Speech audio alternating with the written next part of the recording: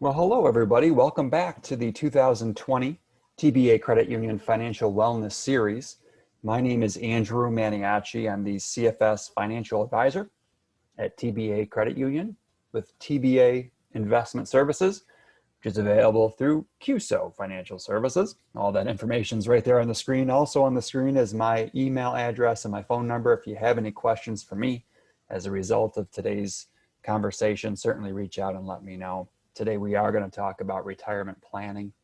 And in fact, I will have two more sessions after today. Today's topic is budgeting, not only budgeting for today, but really budgeting and planning for tomorrow. How much will my retirement cost me and how will I pay for it?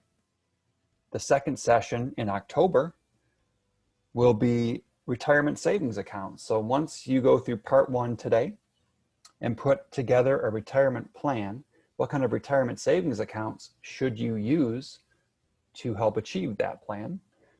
And then session three will be in November, and that'll be the wealth transfer conversation. What happens to your assets when you pass away? What's the most effective way to pass those assets down to your beneficiaries? Today, we're going to talk about retirement planning.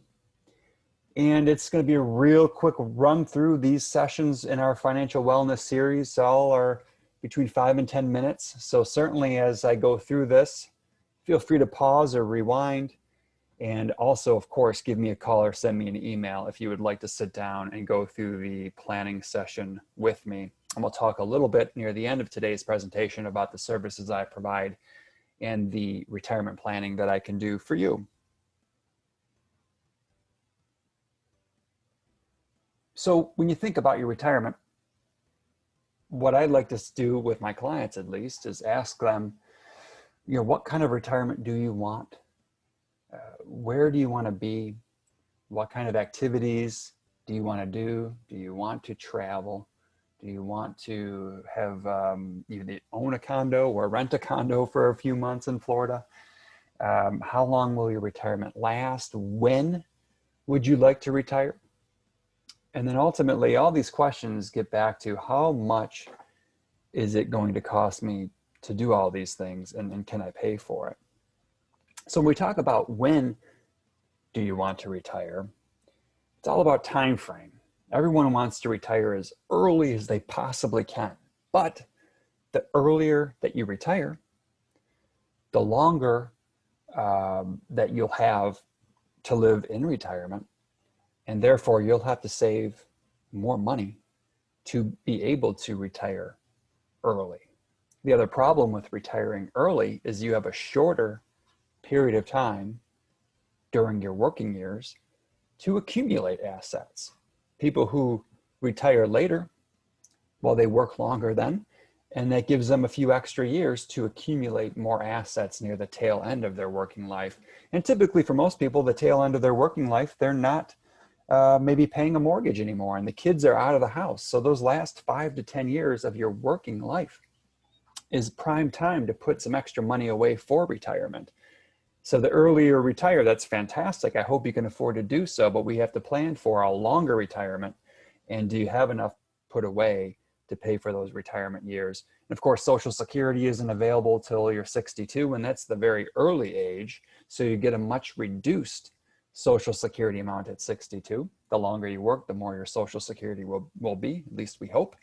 And Medicare eligibility begins at 65. So if you retire before 65, where is your health insurance going to come from? Will you have a pension or an employer plan that will pay for your health insurance? If yes, fantastic.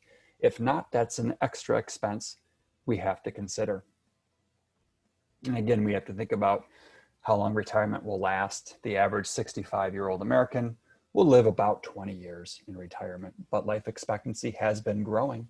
Maybe you'll live 25, maybe you'll live 30 years into retirement.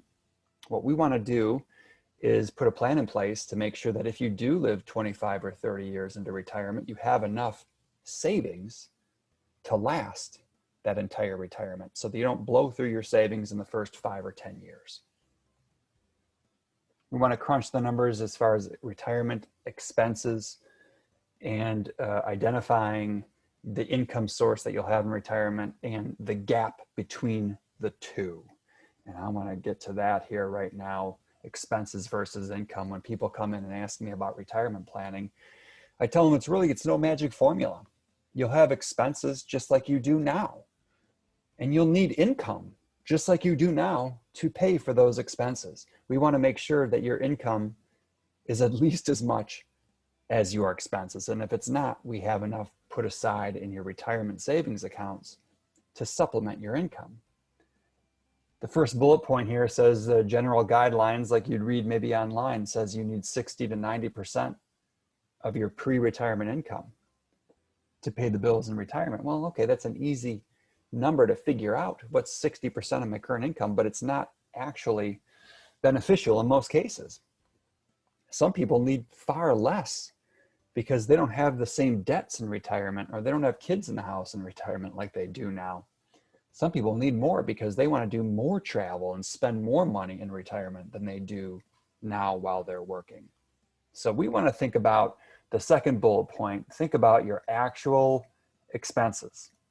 What do you want to do? Mortgage decreases, healthcare costs, you want to travel, you want to do whatever. We need to figure out how much your life is going to cost you. And we want to think about that three-legged retirement income stool, which is Social Security, pension, and individual savings. And unfortunately, pension, if you're lucky enough to have one, that's fantastic, but a lot of people do not have a pension. So they're just relying on Social Security and their savings. And I'd throw in part-time work, some kind of part-time job or some fun hobby that you turn into an income source if you go into business for yourself or you find a job at a place that you actually enjoy. But we need to identify that gap. So everyone's going to have expenses in retirement, and everyone's going to have some kind of income in retirement from Social Security. Hopefully they've got pension as well. But in this scenario, the blue line is much higher than the green line because the expenses are much higher than the income. So we have this red area here, which is the gap. So for this individual or this couple, whoever it is, their expenses per year is $50,000, but their income in retirement is only $20,000. So they have a gap of $30,000, which is hard to see with the yellow highlighter here, but their gap is $30,000. So they can't pay their bills with just their income of $20,000. We need to figure out where that $30,000 is going to come from to help them pay their bills. And if we can't, then we need to take a hard look at this $50,000 right here and say, gosh, maybe your expenses are too high. Maybe we don't do as much travel as you're planning because you only have $20,000 of income. So the whole equation is just that, figuring out what your expenses are going to be, what's your income going to be after taxes, of course, and then what kind of gap do we need to fill? We need to fill $30,000 for this couple. So what we do is we run Money Guide Pro Scenario, which is the software that I use to help members and clients plan for retirement. And we put in all the expenses and all the assets and all the needs and wants and wishes of retirement. And we see, gosh, what's our confidence level with this scenario? We want to make sure you're at least in the green zone here with an 84% confidence level. And we use a Monte Carlo system based on 1,000 different stock market trials to make sure that you're on pace. And we can show you in good times and in bad stock market times how you would perform.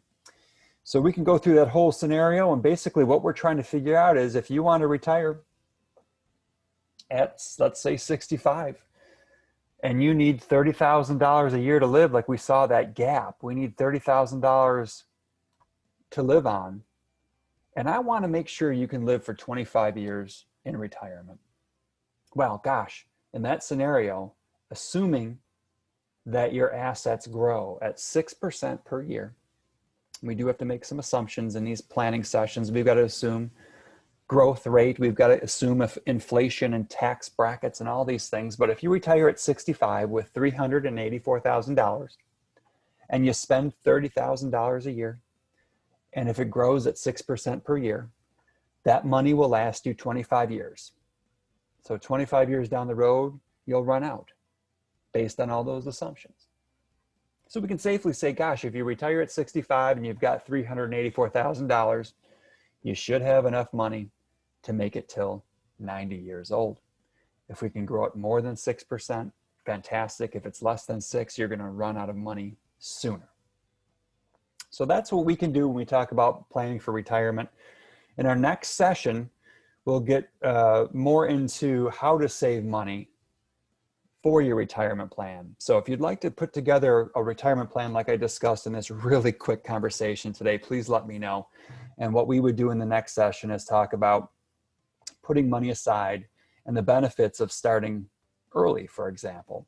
People who begin saving $3,000 per year at age 20 will have $600,000 set aside versus starting at age 35 or age 45, they have much less set aside. It's just the power of time and compounding. The sooner you start, the longer your investments have to grow. And we'll talk about that in the next session. So again, the first part of this is figuring out how much money you're going to need to live on in retirement. How much of a savings account will you need, like we saw on the previous screen? We saw that person that needed $384,000. What is your number? This person or this couple needed 384. We can figure out what your number is based on all these assumptions. And then again, in October, we'll talk about retirement savings accounts. Once you have that number of 384,000 and you know what your goal is, let's try to put your money to work. And let's try to grow it to 384,000 or whatever the case may be. But that's it for me. I've went way past my time. I appreciate your time today. Again, my name is Andrew Maniaci. I'll flip it back to the first slide here so you can see my information. Thank you so much. And again, in October, look out for the retirement savings accounts, which is my part 2 of the financial wellness series with investments and retirement planning. Otherwise, I hope you guys have a great day, and we'll see you in the branch. Take care. Bye-bye.